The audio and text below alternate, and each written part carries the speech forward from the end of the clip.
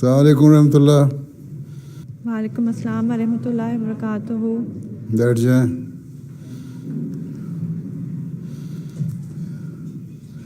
اچھا نائلہ ملاحت شیخ تلاوت. السلام علیکم پیارے حضور. السلام. اعوذ باللہ من الشیطان الرجیم. بسم اللہ الرحمن الرحیم. یا ایہا الذین آمنوا اتقوا اللہ حق تقاته ولا تموتن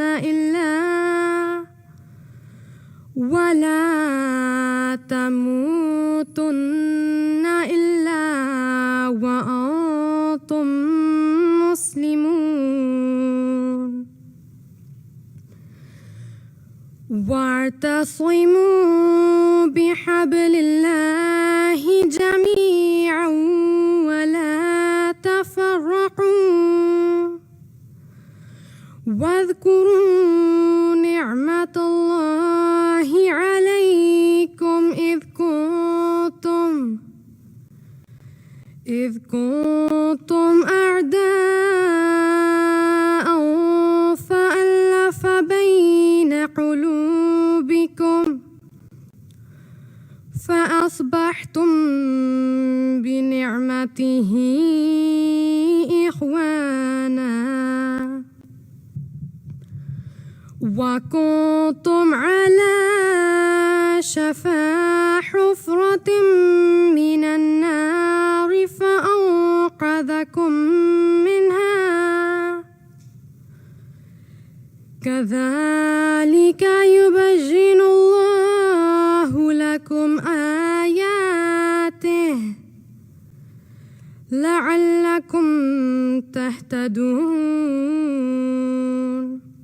ولتكن منكم أمة يدعون إلى الخير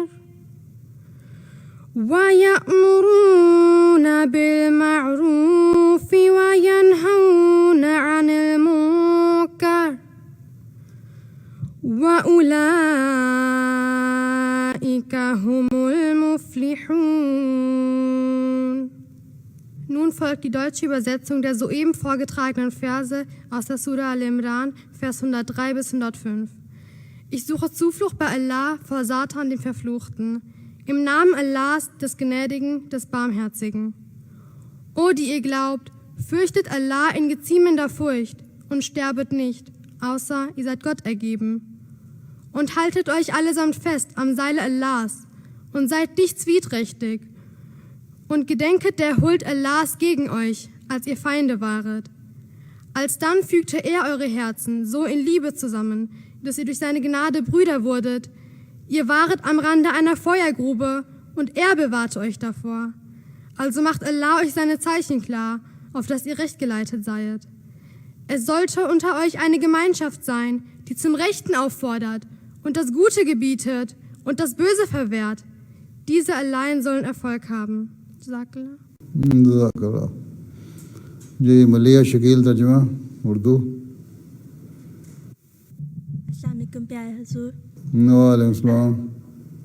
ابھی آپ کے سامنے سورہ آل عمران کی آیات 103 تا 105 کی تلاوت کی گئی ہے. اس کا اردو ترجمہ بیان فرمودہ حضرت خلیفۃ المسیح رابع رحمۃ اللہ تعالیٰ پیش خدمت ہے. میں اللہ کی پناہ مانگتی ہوں شیطان مردود سے، اللہ کے نام کے ساتھ جو بے انتہا رحم کرنے والا، بن مانگے دینے والا اور بابا رحم کرنے والا ہے. اے لوگو جو ایمان لائے ہو، اللہ کا ایسا تقوی اختیار کرو جیسا اس کے تقوی کا حق ہے، اور ہرگز نہ مرو مگر اس حالت میں کہ تم پورے فرما بردار ہو.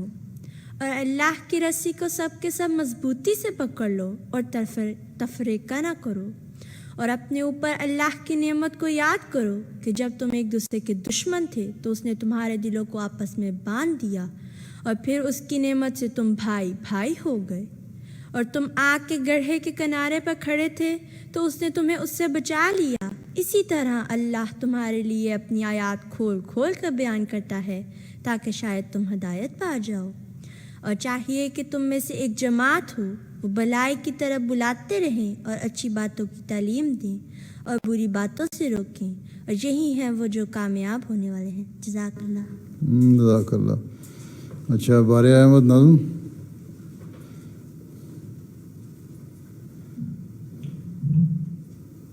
حضور پاکیزہ کلام حضرت اقدس مسیح موعود علیہ الصلوۃ والسلام۔ حمد و ثنا اسی کو جو ذات جاودانی، ہم سر نہیں ہے اس کا کوئی نہ کوئی ثانی، سب کا وہی سہارا، رحمت ہے آشکارا، ہم کو وہی پیارا، دلبر وہی ہمارا، اس بن نہیں گزارا، غیر اس کے جھوٹ سارا، یہ روز کر مبارک، سبحانہ میاں رانی، یہ روز کر مبارک، سبحانہ میاں رانی، یا رب ہے تیرا احسان، میں تیرے در پہ قربان، تو نے دیا ہے ایمان، تو ہر زمانے گبان، تیرا کرم ہے ہر آن، تو ہے رحیم و رحمان، یہ روز کر مبارک، سبحانہ میاں رانی، یہ روز کر مبارک، سبحانہ میاں رانی، اے دوستو پیارو، عقبا کو مت بسارو، کچھ زیادہ راہ لے لو، کچھ کام میں گزارو، دنیا ہے جائے فانی، دل سے اسے اتارو، یہ روز کر مبارک، سبحانہ میاں رانی، یہ روز کر مبارک، سبحانہ میاں رانی۔ جزاک اللہ۔ جزاک اللہ۔ ہاں جی، اب کون یہاں بیٹھا ہے؟ سیکٹری ناصرات ہیں یا صدر لجنہ ہے؟ السلام علیکم پیارے حضور، صدر لجنہ اور نیشنل سیکرٹری ناصرات بھی شامل ہیں۔ آپ کون ہیں؟ صدر لجنہ۔ نئی صدر لجنہ بنی ہے، ماشاءاللہ، جی پیارے حضور۔ کمال ہو گیا۔ اور آپ کے لیفٹ سائڈ، رائٹ سائڈ پہ کون بیٹھا ہے؟ نہ لیفٹ سائڈ پہ جی یہ نیشنل سیکرٹری نام. ناصرات ہیں؟ جی اچھا بیٹھ جاؤ. یہ بیٹھے کہاں ہوئے ہیں آپ لوگ؟ مائی مارک میں ہم بیٹھے ہیں جہاں پہلے جلسہ سالانہ ہوا کرتا تھا، مانہائم میں. مانہائم میں وہاں جگہ لیے جا کے؟ ہاں جی. میں سمجھا شاید آپ کی جماعت کی کوئی جگہ ہے. میں کہا بڑی خوبصورت جگہ بنا لی ہے جماعت نے. بس دعا کی درخواست ہے حضور اقدس کے کوئی انشاءاللہ ایسی جگہ مل جائے جہاں پھر ہم اپنے پروگرام سر انجام دے وہ سکیں. بیت العافیت ملا تھا، اس کو آپ نے ٹھیک ہی نہیں کر چک رہے ابھی تک. جی پیارے حضور وہ اس کے کچھ ہی اب رہتے ہیں آخر تک، تو امید ہے کہ انشاءاللہ اگلے سال مراحل لمبے ہوتے جا رہے ہیں. اچھا بس دعا کی درخواست. چلو پھر آگے کون ہے؟ جی پیارے حضور آپ سے اجازت چاہتے ہیں کہ بچیاں سوالات کر لیں. ٹھیک ہے کرو پوچھو. بیٹھ جائیں. السلام علیکم پیارے حضور. وعلیکم السلام. میرا نام فضا ربانی ہے. میرا سوال ہے کہ اللہ تعالیٰ قرآن کریم میں فرماتا ہے اور یقیناً ہم نے قرآن کریم کو نصیحت کی خاطر آسان بنا دیا. تو میرا سوال ہے پھر ہمیں تفاسیر کی ضرورت کیوں پڑتی ہے؟ آسان بنا دیا ہے، اس میں جو باتیں ہیں وہ آسان ہیں عمل کرنے کے لحاظ سے. ٹھیک ہے. نصیحت اللہ تعالیٰ نے کی ہے، جو بعض کھلی باتیں ہیں جو ظاہری احکامات دیے ہیں وہ بڑے آسان دیے ہیں. ٹھیک ہے. اور اس کو اللہ تعالیٰ نے فرمایا کہ یہ نصیحتیں جو ہیں کوئی مشکل نہیں ہے انسان کے لیے. جو انسان کے جو قوا ہیں، جو انسان کی طاقتیں ہیں، جو انسان کی دماغی حالت ہے، اس کے لیے اس کو سمجھنا اور اس پہ عمل کرنا مشکل نہیں ہے.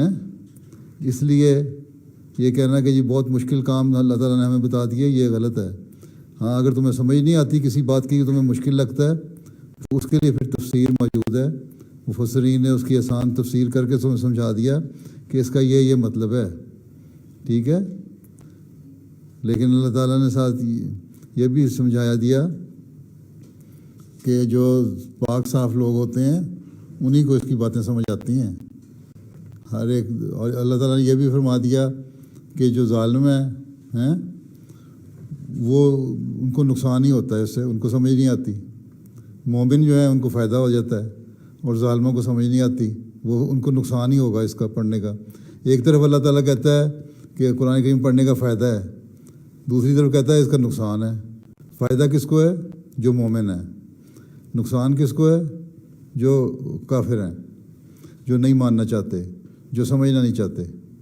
تو اللہ تعالیٰ نے احکامات دیے ہیں اس میں ایسے جن پہ عمل ایک انسان کر سکتا ہے، اور جو اس کا مقصد ہے پیدائش ہے اس کو پورا کر سکتا ہے. اللہ تعالیٰ نے فرمایا کہ انسان کا مقصد پیدائش جو ہے عبادت کرنا ہے. ٹھیک ہے. اور وہ عبادتیں جو ہیں اللہ تعالیٰ نے جو طریقہ بتایا عبادت کا، وہ ایسی مشکل نہیں کہ آدمی کر نہ سکے. کہاں 50 نمازوں سے شروع کیا تھا اللہ تعالیٰ نے کہنا، پھر ان کو آسان کرتے 5 نمازوں پہ آ گیا. ٹھیک ہے. تو آسانی ہو گئی نا تمہارے لیے. اور 5 وقت ایسے ہیں جو انسانی فطرت کے لحاظ سے، انسانی طبیعت کے لحاظ سے، روزمرہ کے وقت کے لحاظ سے ایسے ہیں کہ جس میں انسان کی ضرورت ہوتی ہے کہ دعا کرے اور اللہ تعالیٰ کے قریب ہو اور پھر اس کا قرب پائے. تو یہ مطلب ہے انسان کا آسان بنانے کا. یہ مطلب کہ اس کا عمل کرنا مشکل نہیں ہے. انسان سمجھتا ہے بہت مشکل ہے. ہاں جو مومن ہے اس کے لیے مشکل نہیں ہے، جو کافر ہے اس کے لیے بہت مشکل ہے. جو مومن ہے اس کو فائدہ ہوتا ہے، جو کافر ہے اس کو نقصان ہوتا ہے. ہاں ٹھیک ہے نا. جی چلو. جزاک اللہ.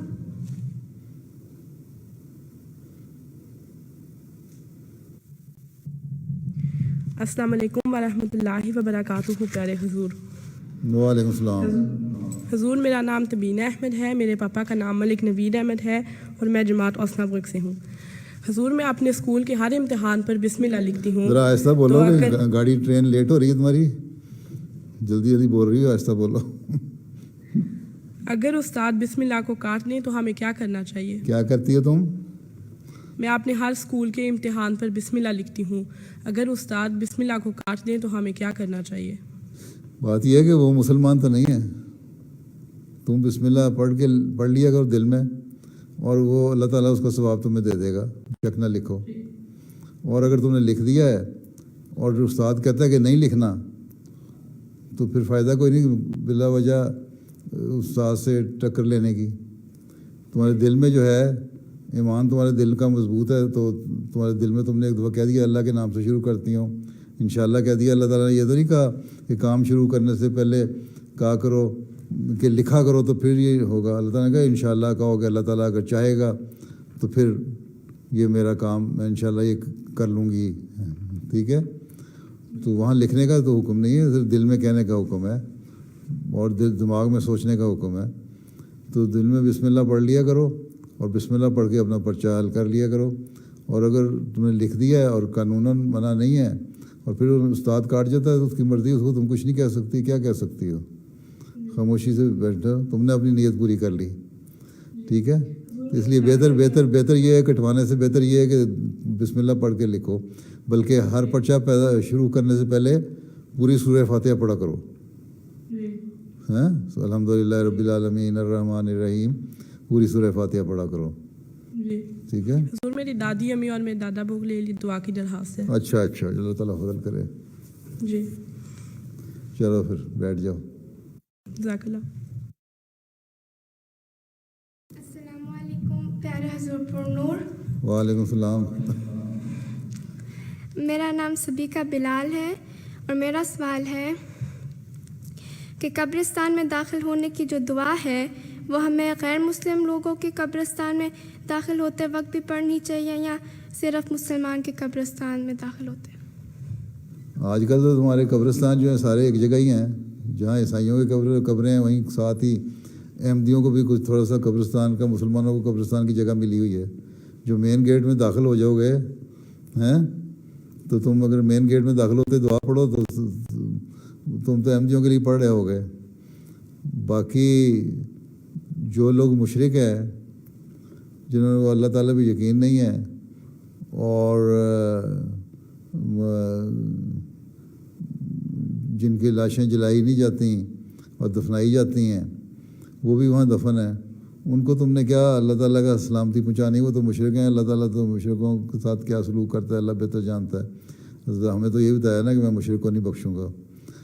تو اصل چیز یہی ہے کہ جو تمہارے اپنے مسلمان ہیں، تم جو ایک جنرل دعا کرتی ہو مین گیٹ سے داخل ہوتے، باقی وہ اس دعا کو جہاں تک اللہ تعالیٰ نے پہنچانا ہے وہ اللہ تعالیٰ نے پہنچانا ہے. تم نے تو نہیں پہنچانا نا. تم تو نیت یہ کر رہی ہو کہ جو نیک لوگ یہاں دفن ہیں ان تک میرا سلام پہنچ جائے. اور جب قریب جاؤ اپنے قبرستان کے تو دوبارہ سلام کہہ دو، تاکہ وہ جو قبرستان میں جہاں تمہارا حصہ ہے پورشن احمدیوں کا یا مسلمانوں کے قبرستان کا، وہاں اللہ تعالیٰ ان لوگوں کو سلام پہنچا دے. ٹھیک ہے، چلو السلام علیکم. السلام علیکم پیارے حضور، میرا نام عطیت الوکیل ہے اور میرا سوال ہے کہ عورتیں امام بن سکتی ہیں؟ عورتیں عورتوں کی امام بن سکتی ہیں، بشک نیچے کر لو. عورتیں عورتوں کی امام بن سکتی ہیں، مردوں کی نہیں بن سکتی. ٹھیک ہے، یہی ہمیں حضرت صلی اللہ علیہ وسلم نے فرمایا ہے. ہم اگر مسلمان ہیں، پکے مسلمان ہیں، قرآن اور سنت پہ عمل کرنے والے ہیں، حضرت صلی اللہ علیہ وسلم کی باتوں کو ماننے والے ہیں، تو پھر ہمیں وہی کرنا چاہیے جو ہمیں اللہ تعالیٰ اور اس کے رسول صلی اللہ علیہ وسلم نے فرمایا. ٹھیک ہے، اور انہوں نے یہ فرمایا کہ مرد جو ہے وہ امام بنے گا، اور اگر عورتیں ہوں، ایسی مجبوری ہو تو پھر عورت امام بن سکتی ہے جہاں عورتیں ہوں صرف. ٹھیک ہے نا. تو اس لیے ہمارے ہاں بھی جب نمازیں ہوتی ہیں، بعض فنکشن ہوتے ہیں تو عورتیں نمازیں پڑھا لیتی ہیں. ربا میں مجھے یاد ہے پرانے زمانے میں جب ساؤنڈ سسٹم پوری طرح اچھا نہیں تھا تو جو جلسہ ہوا کرتا تھا، جو لجنہ کی مارکی میں جو جلسہ ہوتا تھا، اس میں وہاں زور اثر کی نمازیں عورتیں پڑھایا کرتی تھیں. बाजमात औरतों को मर्दों के हिस्से से आवाज़ मानी जाती थी। ठीक ठीक है ना?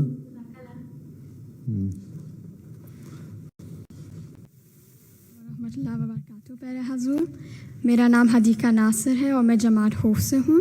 मेरा सवाल ये है कि मर्दों के 3 तंजीमें हैं, अफ्तालुल अहमदिया, खुदामुल अहमदिया और अंसारुल्लाह। औरतों की सिर्फ 2 तंजीमें क्यों हैं? मर्दों के 3 तंजीमें हैं, औरतों की 2 हैं, अतफ़ाल और खुदाम और अंसार। ठीक है। और औरतों की ये नासरात 15 साल तक और उसके बाद लजना। ठीक है। औरतें कहती हैं हमने 40 साल से ऊपर बड़ा होना ही नहीं, तो तंजीम किस तरह बनाए? ठीक। वो कहती हैं हम कोई बूढ़ी हो गई हैं। किसी औरत को तुम कहो बूढ़ी हो गई तो मानेगी? तुम्हें किस बार से लड़ने लग जाएगी, हैं? इसलिए औरतों की नफ्सियात के मुताबिक औरतों की तंजीमें बनाई गई हैं। और उसमें लजना में एक इस लफ्ज़ में जो तो सही तरह हक अदा करने वाली हैं जमाती खिदमत का, वो लजना के काम में आ जाती हैं। और खुदाम में क्योंकि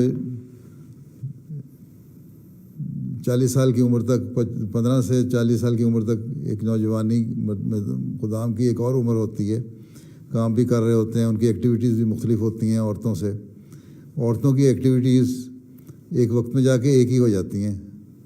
ठीक है। अमूमी तौर पे घर को संभालना, ठीक है, औरतें भी ऐसी हैं जो काम करने वाली हैं, डॉक्टर भी हैं, इंजीनियर भी हैं, दूसरे काम भी करती हैं, लेकिन अमूमन जब शादी हो जाती है तो औरत का घर संभालना ही काम रह जाता है। वो औरत चाहे वो 25 साल की औरत है, 20 साल की, चाहे वो 50 साल की, उसका एक ही काम तकरीबन बनता है, मिलता जुलता। इसलिए उनकी एक्टिविटीज़ के लिहाज से उनको एक ग्रुप शुमार किया गया है। और मर्दों में क्योंकि मुख्तलिफ एक्टिविटीज़ होती हैं, 40 साल तक उनकी एक्टिविटीज़ और होती हैं खुदाम की, उसके बाद और मुख्तलिफ हो जाती हैं। फिर जो सोच में फ़र्क है, औरत जो है वो मैच्योर हो जाती है जल्दी, और उसकी सोच और बड़ी की सोच तकरीबन मिलती जुलती हैं। मर्दों की जो सोच है बुढ़ापे में जाके बिल्कुल अलग हो जाती है। एक ये भी वजह हो सकती है। तो 3 कैटेगरी इसलिए बनाई कि मुख्तलिफ मर्दों को ज़्यादा काम करने की तरफ तवज्जो दिलाई जाए, और औरतों से ये भी उम्मीद रखी गई है कि ये भी वजह भी हो सकती है कि औरतों से ये उम्मीद रखी गई है कि वो चाहे 25 साल की हो या 50 साल की हो, वो उसी तरह एक्टिव होकर काम करेगी, लजना का जो काम करने वाली है, जिस तरह एक 25 साल वाली कर रही है। और इसलिए फ़र्क नहीं रखा। तो हज़रत मुस्लिम मऊद ने जब बनाई थी तंजीमें, एक तो इसलिए बनाई थी ताकि मर्द जो हैं नौजवानों का एक तबका लहदा रखा जाए, उनसे ज़्यादा काम लिया जाए। और मर्दों से बाज़ काम ऐसे लिए जाते हैं जो ज़्यादा सख्त होते हैं, जो अंसार की उम्र में पहुँच के इंसान नहीं कर सकता। इसलिए भी एक फ़र्क शायद रखा हो। औरतों की जो काम की नौयत है वो एक तरह की होती है, वो कर सकती हैं, चाहे वो 25 साल की हो, 30 साल की हो, 35 साल की हो, या 45 साल की या 50 साल की। तो ये वजूहात हो सकती हैं।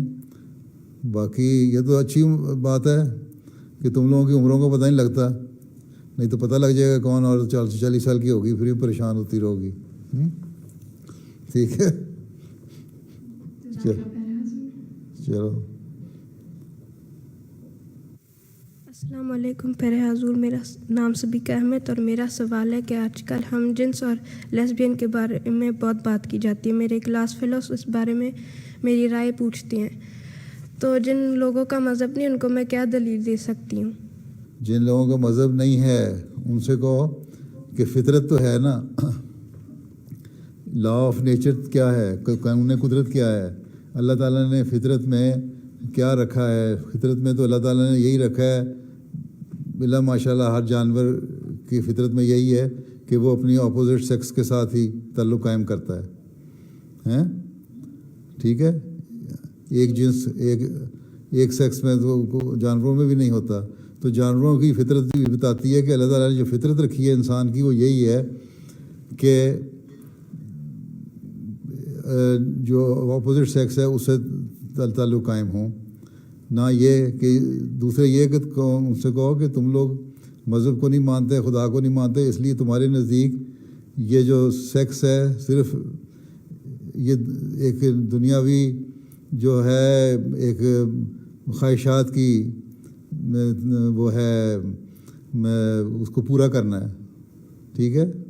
جبکہ اللہ تعالیٰ نے ہمیں بتایا، ہم مسلمان ہیں، ہمیں بتایا اللہ تعالیٰ نے کہ تمہارا مقصد صرف جانوروں کی طرح کھانا پینا سونا اور جنسی خواہشات کو پورا کرنا نہیں ہے، بلکہ تمہارا مقصد بہت بڑا ہے۔ اللہ تعالیٰ نے تمہیں دماغ دیا ہے، تم اس کو استعمال کرو، تم اس کو سوچو اور اس کو استعمال کر کے تم دنیا کے فائدے کے لیے کام کرو، انسانوں کے فائدے کے لیے بھی کرو اور دوسری مخلوق کے فائدے کے لیے بھی کرو۔ اب انسان ہی ہے جس میں انسانوں کے ڈاکٹر بھی بنتے ہیں اور ویٹنری ڈاکٹر بھی بنتے ہیں، جانوروں کے ڈاکٹر بھی بنتے ہیں۔ انسان ہی ہے جو انسانوں کی بہبود کے لیے بھی اور بہتری کے لیے سوچتے ہیں اور جانوروں کی بہتری کے لیے بھی سوچ رہے ہوتے ہیں، ٹھیک ہے؟ کوئی جانور اس طرح نہیں کرتا۔ تو جب انسان کو اللہ تعالیٰ نے اتنی عقل دی ہے تو پھر انسان کو بھی چاہیے کہ اللہ تعالیٰ نے جو جائز طریقہ رکھا ہے اس کو اختیار کیا جائے، ٹھیک ہے؟ اور قانون فطرت بھی یہی بتاتا ہے، ٹھیک ہے؟ تو جب اس نے بات کر دوسری ان سے کہو کہ ہمارا ایک مقصد ہے، تم لوگ تو صرف دنیاوی لذت چاہتے ہو، دنیاوی خواہشات کی تکمیل چاہتے ہو، دنیاوی خواہشات کو پورا کرنا چاہتے ہو، لیکن انسان کی زندگی کا یہ مقصد اگر ہو تو پھر اس میں اور ایک عام جانور میں کیا فرق ہو گیا، ٹھیک ہے؟ لیکن وہ عام جانور پھر بھی اپنے جائز ضرور اگر یہ پوری کرتا ہے جنسی خواہشات تو وہ ایک وقت میں کرتا ہے اور اپنے اپوزٹ سیکس سے کرتا ہے، اور تم لوگ اچھے اشرف المخلوقات ہو، سب سے بہتر مخلوق ہو اللہ میاں کی، کہ جن کو یہ بھی نہیں پتہ کہ جائز چیز کیا ہے اور ناجائز چیز کیا ہے، تو تم لوگوں کی خواہشات صرف دنیاوی خواہشات ہو گئی ہیں۔ اب تم نے اگر نہیں ماننا تو نہ مانو، ہم زبردستی تو تمہیں نبھا نہیں سکتے، ٹھیک ہے؟ ٹھیک ہے۔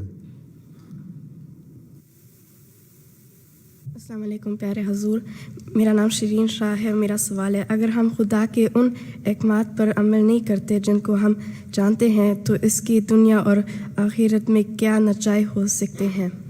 کیا نتائج ہو سکتے ہیں؟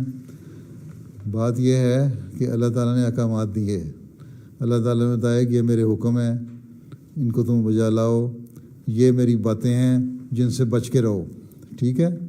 یہ میرے احکام ہیں کرنے والے اور یہ میرے حکم ہیں نہ کرنے والے، اور اللہ تعالیٰ کہتا ہے کہ اگر تم یہ کرو گے تو میں تمہیں ثواب دوں گا، اجر دوں گا، اور آخرت میں تمہیں اس کا انعام ملے گا، اور بعض دفعہ اس دنیا میں بھی انعام مل جاتا ہے، ٹھیک ہے؟ اگر تم یہ نہیں کرو گے تو تمہیں سزا مل سکتی ہے، لیکن اللہ تعالیٰ رحمان اور رحیم بھی ہے، بخشنے والا بھی ہے، رحم کرنے بھی ہے، غفور بھی ہے، بخشنے والا بھی ہے، رحم کرنے والا بھی ہے، ٹھیک ہے؟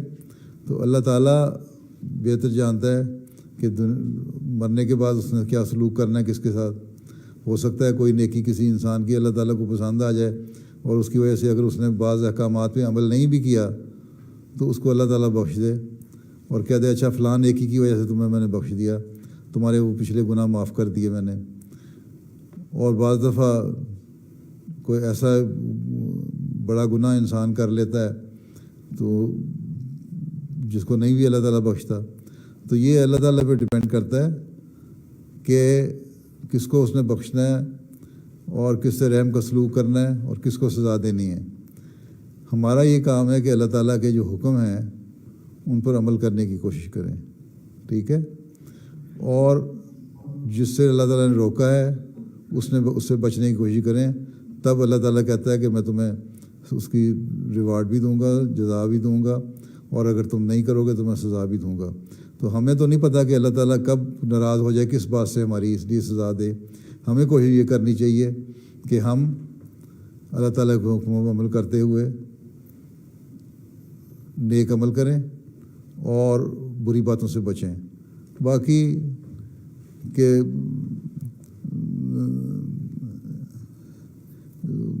کیا نتیجہ کیا نکلے گا، اللہ تعالیٰ آخر میں کیا سلوک کرے گا، یہ اللہ بہتر جانتا ہے. ٹھیک ہے، اللہ تعالیٰ بخشنے والا بخش بھی سکتا ہے اور سزا بھی دے سکتا ہے. یہی تمہارا سوال تھا نا؟ ہاں جی. ٹھیک ہو گیا نا؟ جی جزاک اللہ. ٹھیک ہے. پیارے حضور، میرا نام ہے عابدہ محمود اور میں مجلس تھاؤنس سے ہوں. میرا ایک سوال ہے، حضرت آدم علیہ السلام کے زمانے میں اور انسان بھی اس دنیا میں رہتے تھے، کیا ان انسانوں کے بارے میں کوئی معلومات ملتی ہے جو حضرت آدم علیہ السلام کے ساتھ رہتے تھے؟ ہمیں اور تو معلومات نہیں ملتی. اللہ تعالیٰ نے یہ کہا ہے تم سب کے سب لوگ جو ہو یہ زمین پہ رہو، اور اللہ تعالیٰ کے جو حکم آتے ہیں، جو انبیاء آئیں گے ان کی عبادت کرنا، اور نہ ان کے حکم ماننا اور اللہ کی عبادت کرنا، اور شیطان سے بچ کے رہنا. ٹھیک ہے، تو تمہیں میں انعام دیا کروں گا، تمہیں جزا دیا کروں گا اس کی، اور اگر نہیں کرو گے تو تمہیں سزا ملے گی اگر بری باتیں کرو گے. اس سے زیادہ ہمیں کوئی اور مذہب کی تاریخ میں تو کوئی اور بات نہیں ملتی. یہ بہرحال ملتا ہے کہ آدم اکیلے نہیں تھے بلکہ ایک قوم تھی، اور وہ قوم ہی دنیا میں آباد تھی. ٹھیک ہے. ٹھیک ہے، جزاک اللہ. السلام علیکم پیارے حضور، میرا نام عافیہ مسعود ہے اور میں 14 سال کی ہوں. میرا سوال یہ ہے کہ آج کل کے غیر مسلمان نوجوان جو ہیں وہ سوشل میڈیا کے برے اثرات کی وجہ سے خدا اور دین پہ سے بہت دور ہوتے جا رہے ہیں، اور اگر ہم ان کو کچھ سمجھائیں وہ ہماری بات نہیں سنتے. تو میرا سوال ہے کہ ہم ان کو کیسے یقین دلا سکتے ہیں کہ ایک خدا ہے؟ پہلی بات تو یہ ہے کہ پہلے تو اپنوں کو بھی سنبھالو، ہیں کہ ہمارے اپنے لوگ بچے بچیاں جو ہیں نا وہ ان کے انفلوئنس میں نہ آ جائیں، ان کے اثر کے تحت نہ آ جائیں. ٹھیک ہے، پہلے ہمارا کام ہے اپنوں کو سنبھالنا، ان کو بتانا اچھی طرح کہ خدا ہے، ہیں، اور اس کے لیے خدا کے ثبوت کے طور پہ واقعات پیش کرنا، ہیں، اپنی کہانیاں سنانا، واقعات بیان کرنا، یہ بڑوں کا بھی کام ہے. اپنی دعاؤں کی قبولیت کی باتیں بتانا، یہ بھی کام ہے. اچھی کوئی خواب دیکھے اور پوری ہو جائے تو وہ بھی بتانا کہ اچھا اس طرح خدا ہے. باقی خدا سے دور لے کے جا رہے ہیں، لیکن یہ جو جتنے بھی خدا سے دور جانے والے لوگ ہیں، تمہارا سوال یہ ہے نا کہ جو لوگ ہیں خدا سے دور ہو رہے ہیں، اس کا ہمارے پہ بھی اثر ہو سکتا ہے، اس سے ہم کس طرح بچیں، یہ سوال ہے تمہارا؟ نہیں، وہ سوشل میڈیا سے ادھر دور ہوتے جاتے ہیں. سوشل میڈیا کیسے زیر اثر آتے جا رہے ہیں؟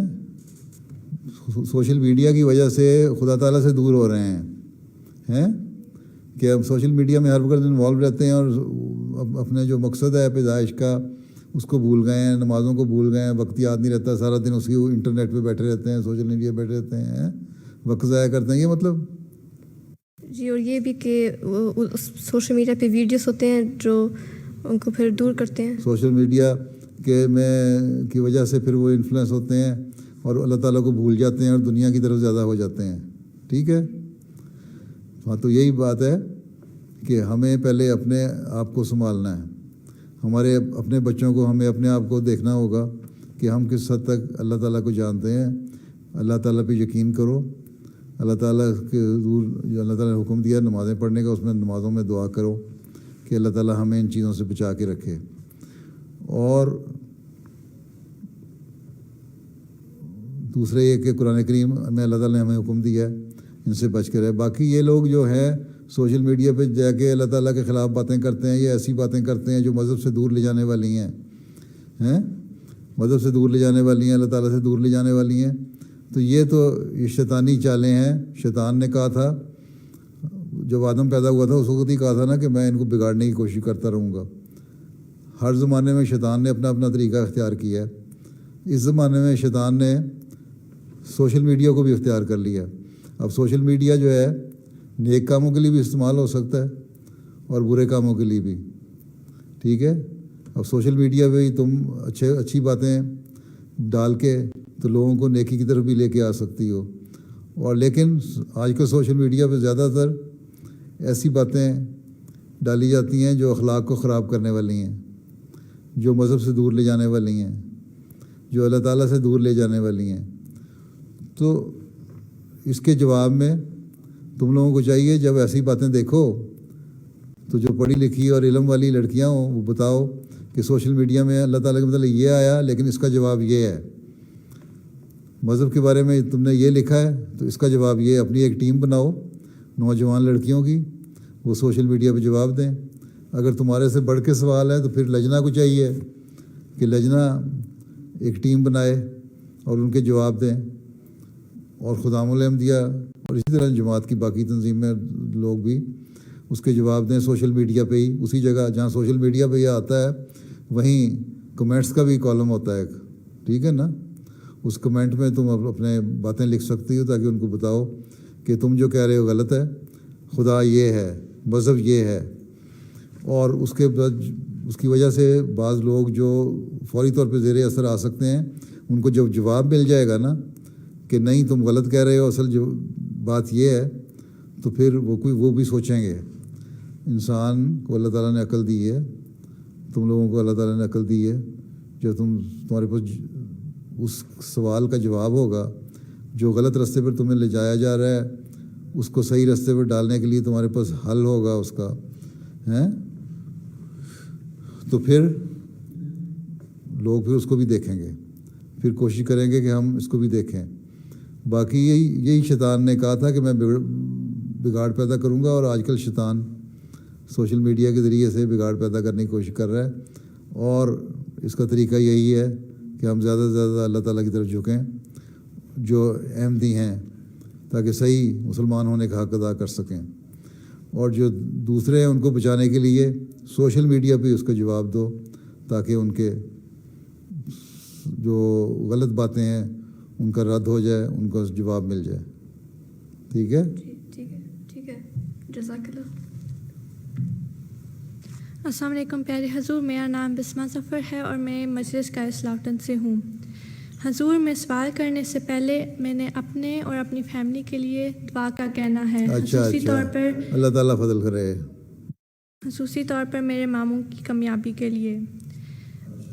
میرا سوال ہے کہ جب آپ کو خط لکھیں تو کہا جاتا ہے اس کو مختصر لکھنا چاہیے، لیکن اگر مسئلہ یا بات لمبی ہو تو حضور آپ کو بات کیسے بتانی چاہیے؟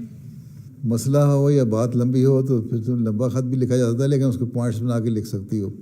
1 2 3 4 5 اگر پوائنٹس بنا کے لکھو نا تو جلدی سے ہو جائے گا. اگر 10 صفحوں کا خط لکھو گی تو میں اس کو اپنے دفتر کو کہوں گا اس کا سمری بنا دو، خلاصہ بنا دو اس کا، ہیں تو وہ پوائنٹ بنا کے دے دیں گے. اس کے لیے ہو سکتا ہے بعض پوائنٹ جو تمہارے دین ہو وہ رہ جائیں، اس لیے بہتر یہ ہے کہ تم خود ہی اگر بہت لمبی بات ہے نا تو 1 2 3 4 5 6 کر کے نا پوائنٹس لکھ کے تو دے دو کہ یہ پوائنٹ ہیں، یہ باتیں ہیں. اور اگر آپ چاہتے ہیں کہ اس کو مزید میں کھول کے بیان کروں تو میں مزید کھول کے لکھ دوں گی اگر ان میرے پوائنٹ سے سمجھ نہیں آئی. ٹھیک ہے؟ پہلی دفعہ تم مختصر 10 صفحوں کے خط کو 2 صفحوں میں تو لکھ سکتی ہو، لیکن 10 صفحے کو پڑھنا مشکل ہو جاتا ہے. ٹھیک ہے؟ ٹھیک ہے. جزاک اللہ.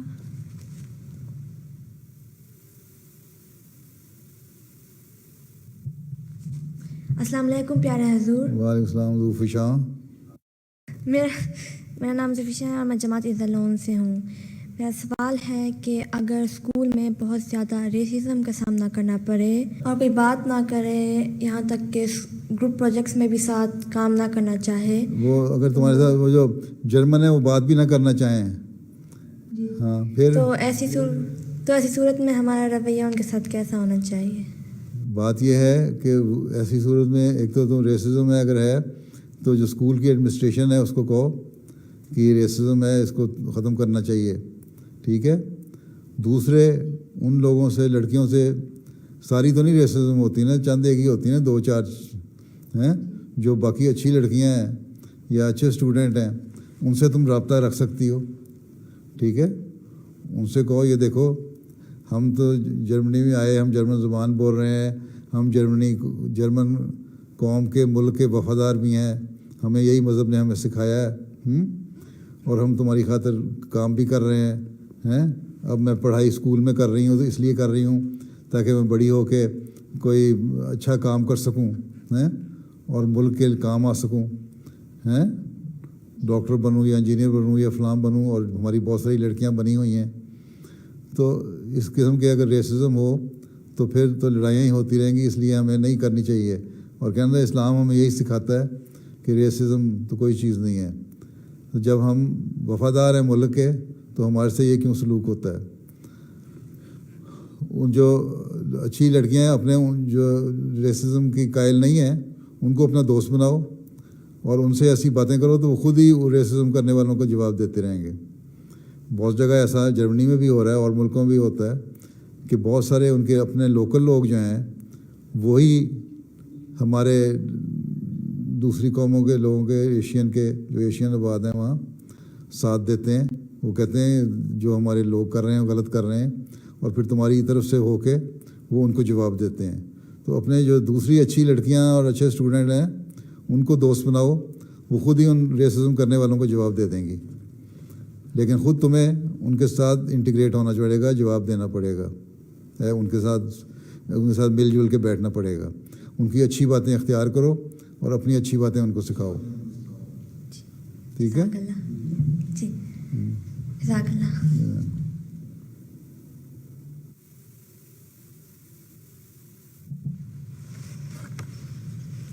السلام علیکم پیارے حضور. السلام. میرا نام شافیہ قاضی ہے، میں مجلس ہانہ سے ہوں. اور پہلے تو میں نے یہ کہنا تھا کہ میری فیملی کے لیے دعا کی درخواست ہے. اچھا آگے. جی میرا سوال یہ ہے کہ یہاں جرمنی میں اکثر اسکول اور اساتذہ کی طرف سے کلاس ٹرپس کا انتظام کیا جاتا ہے جن میں پڑھائی کا حصہ بھی شامل کیا جاتا ہے. ایسے طلباء و طالبات جو حصہ نہیں لیتی ان کے نام اسکول کے ادارے میں دیے جاتے ہیں اور غیر حاضر رہنے کی وجہ سے اسکول کے نمبروں پر بھی اثر پڑتا ہے. ایسی صورت میں ہمیں کیا کرنا چاہیے پیارے حضور؟ ایک تو یہ ہے کہ ایک تو تفریحی ٹرپس ہوتے ہیں، ٹھیک ہے، وہ تو اس پہ تو بالکل نہیں جانا چاہیے. ٹھیک ہے، میرے نزدیک وہ صرف فن کے لیے ہوتے ہیں اور وہاں فن میں بےہودگیاں بھی ہوتی ہیں ان لوگوں میں، ان ملکوں میں. ٹھیک ہے. دوسرے ٹرپس ہوتے ہیں جو بعض جو ٹرپس ایسے ہوتے ہیں جس میں تمہاری پڑھائی سے تعلق رکھنے والی چیزیں ہوتے ہیں. ریسرچ کے لیے ہیں جاتے ہو، مثلا بایولوجی کا سائنس پڑھا رہے ہیں تو اس میں ٹرپ ہے، بعد میں زو میں لے کے جاتے ہیں یا وائلڈ لائف دکھانے کے لیے جنگل میں لے کے جاتے ہیں یا وہاں رکھتے ہیں. تو وہ تو اس کے لیے اگر جانا پڑے تو جانا چاہیے. وہ کوئی دو راتوں کے 3 راتوں کے ٹرپ تو نہیں ہوتے، عموماً 1 رات کا ہی ہوتا ہے. تو پہلے کوشش تو یہ کرنی چاہیے کہ ٹرپس کو اوائڈ ہی کیا جائے. ایسے سبجیکٹ تمہارے نہ ہی ہوں جن میں لا جائے، لیکن تھوڑے بہت اگر اثر پڑ بھی جائے تو کوئی ایسا فرق نہیں پڑتا. یہاں بہت ساری لڑکیاں میں نے دیکھی ہیں جرمنی میں ہی، وہ میڈیکل میں بھی پڑھ رہی ہیں، انجینئرنگ میں بھی پڑھ رہی ہیں، اور ٹرپس میں وغیرہ میں کوئی نہیں جاتی رہی اپنے اسکول کے زمانے میں. ان کو پھر بھی داخلہ مل گیا. اگر اچھی پرفارمنس ہو، اگر تمہارے پیپر اچھے ہوں تو مجبور ہوتے ہیں یہ تمہیں داخلہ دیں. اس لیے اس کو بہانہ نہ بناؤ کہ جی ہمارے نمبر کٹ جاتے ہیں اس لیے ہم نے جانا ضروری ہے. نمبر کوئی نہیں کٹتے، اور اگر ہوتے ہیں تو بڑے معمولی سے نمبر اس کے ملتے ہیں. ایکسٹرا کریکولر ایکٹیویٹیز کے جو نمبر ملا کرتے ہیں وہ مل جاتے ہیں. تو یہ جو ہوتے ہیں اس لیے یہ کہنا کہ جی بالکل نمبر کٹ گئے یہ غلط ہے. ہاں اگر انتہائی کو صبح سے شام تک کا ٹرپ ہے جس سے بعض ایسی جگہوں پہ جہاں تمہارا علم بڑھتا ہے وہاں لے جانے کے لیے لے کے جا رہے ہیں تو اس کے ساتھ جانے میں کوئی حرج بھی نہیں ہے. لیکن اوور نائٹ ٹرپس عموماً اوائڈ کرنے چاہیے. ٹھیک ہے. ٹھیک ہے. جزاک اللہ. ٹھیک.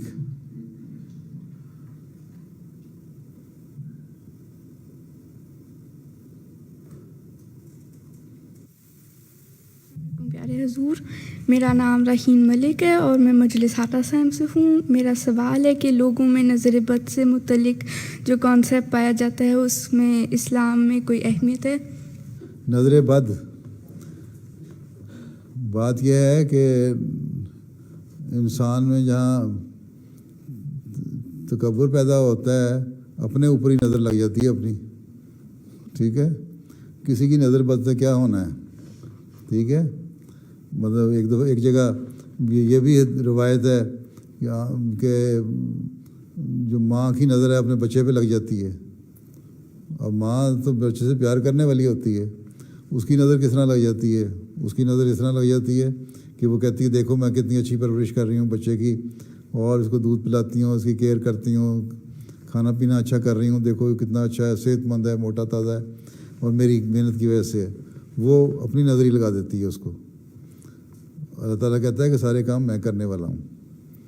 ٹھیک ہے، اسی طرح اگر کوئی حاسد ہے، حسد کی نظر لگاتا ہے تو اس سے بچنے کے لیے اللہ تعالیٰ نے ہمیں دعا بھی سکھا دی کہ حاسدوں کے شر سے بچاؤ، کیونکہ پھر وہ نقصان پہنچانے کی کوشش کرتے ہیں.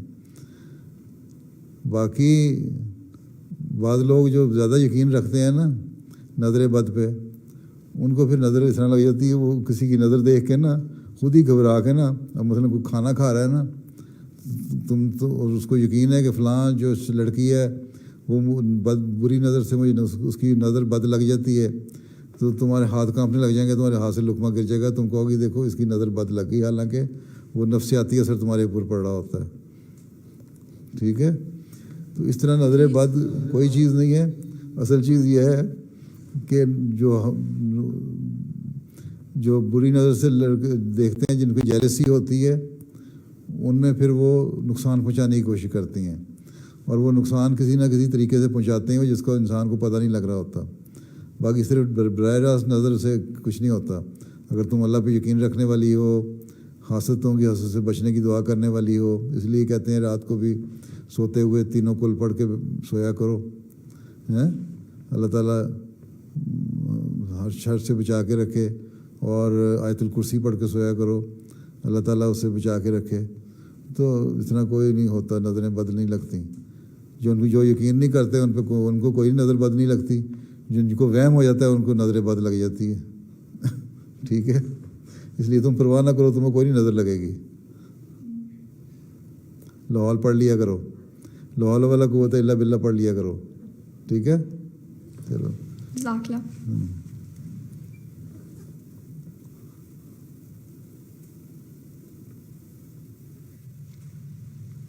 السلام علیکم پیارے حضور، میرا نام عطیۃ الاول خان ہے، اور میرا سوال ہے کہ کیا سر پر اسکارف نہ لینا ایک برا کام ہے؟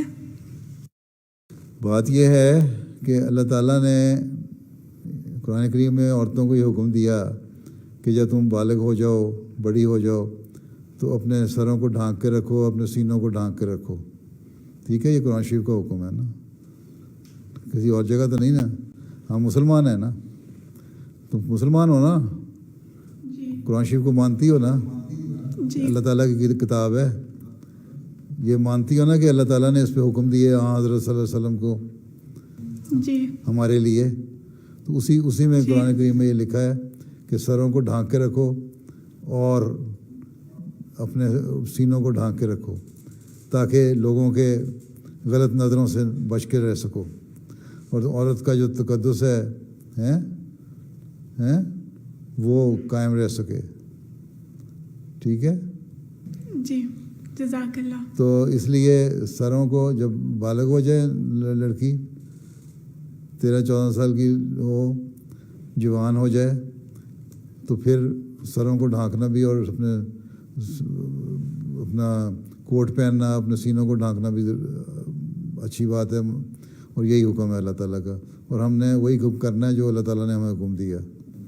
ٹھیک ہے، ٹھیک ہے نا. جزاک اللہ. جی، اگر ہم مسلمان ہیں تو پھر عمل کرنا چاہیے پوری طرح، اور اگر نہیں مسلمان تو پھر جو مرضی کریں. ٹھیک ہے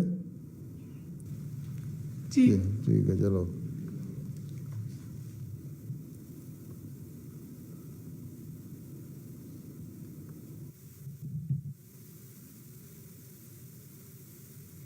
السلام علیکم ورحمۃ اللہ وبرکاتہ. پیارے حضور، میرا نام عطیۃ القیوم احمد ہے. میں جماعت کھوبرن سے ہوں. میرا سوال ہے کہ شہادت کا درجہ بلند کیوں ہے، اور کیا خدا نے پہلے سے مقرر کیا ہے کہ کس کو شہادت نصیب ہوگی؟ یہ تو اللہ تعالیٰ بہتر جانتا ہے کہ کس کو شہادت نصیب ہوگی کس کو نہیں، اور کہ پہلے سے مقرر کیا ہے کہ نہیں. اللہ تعالیٰ بہتر جانتا ہے. یہ حالات کے مطابق ہوتا ہے یا اللہ تعالیٰ کے علم میں ہے ہر بات، کیونکہ اللہ تعالیٰ ہر بات کا علم رکھتا ہے. اس لیے اس کو پتہ ہے کہ آخر میں اس نے شہید ہو جانا ہے. اس لیے جہاں تک علم کا سوال ہے وہ اللہ تعالیٰ کو پتہ ہے. ہاں، اللہ تعالیٰ کو یہ پتہ ہے کہ یہ کام کرے گا، اور اگر یہ کام کرے گا تو اس کو شہادت ملے گی. پھر باقی بلند اس لیے ہے کہ شہادت اللہ تعالیٰ کے راستے میں قربانی کرتا ہے انسان. جو اللہ تعالیٰ کی خاطر اپنی جان قربان کرتا ہے اس کو اللہ تعالیٰ اس سے زیادہ پیار کا سلوک کرتا ہے. ٹھیک ہے. اور جو ایک مسلمان ہے، مومن ہے، اور ایک مقصد کے لیے لڑ رہا ہے، اللہ تعالیٰ کی خاطر لڑ نہیں رہا، اللہ تعالیٰ قربانی کر رہا ہے، اللہ تعالیٰ کی خاطر قربانی کر رہا ہے، تو وہ اللہ تعالیٰ پھر اس کو جواب. دیکھو، تمہارا کوئی پیارا دوست ہو، تمہارا کوئی پیارا دوست ہو، اور وہ تمہارے لیے ہر قربانی کر رہا ہو، ہر قربانی کے لیے تیار ہو، اور وہ تمہارے لیے کہہ دے کہ میں جان بھی قربان کرنے کے لیے تیار ہوں، تو تمہیں اس سے زیادہ پیار ہو جائے گا نا اس سہیلی سے. ٹھیک ہے نا. اور اگر وہ تمہاری خاطر کہیں قربانی کرے اور تمہاری خاطر تمہیں بچانے کے لیے اپنی جان قربان کر دے تو تمہیں اس سے زیادہ پیار ہو جائے گا نا، تم اس کے لیے دعا زیادہ کرو گی نا. ٹھیک ہے. تو بس پھر اللہ تعالیٰ بھی جو اللہ تعالیٰ کی خاطر قربانی کرتے ہیں ان سے زیادہ پیار کرتا ہے اور پھر ان کو زیادہ ریوارڈ دیتا ہے. جزاک اللہ. ہاں جی، اب آخری سوال کر لیں جس نے کرنا ہے. السلام علیکم پیارے حضور. وعلیکم السلام. میرا نام ہانیہ احمد ہے. میرا سوال ہے حضور، ہم ایسا کیا کریں کہ ہماری دعائیں قبول ہوں؟ دیکھو، دعائیں جلدی قبول ہوں. جلدی قبول ہوں؟ یہ تو اللہ میاں کی مرضی ہے نا، کب قبول کرنا چاہتے ہیں. تم اللہ میاں ہمارا کوئی نوکر ہے؟ نہیں. تو پھر ہمارا کام ہے اللہ تعالیٰ سے مانگنا. جی. ہمارے یہ ذہن میں رکھو کہ سوائے اللہ کے اور کوئی نہیں ذات جو دیتی ہو. ٹھیک ہے. اور اللہ تعالیٰ جو ہے سب طاقتوں کا مالک ہے.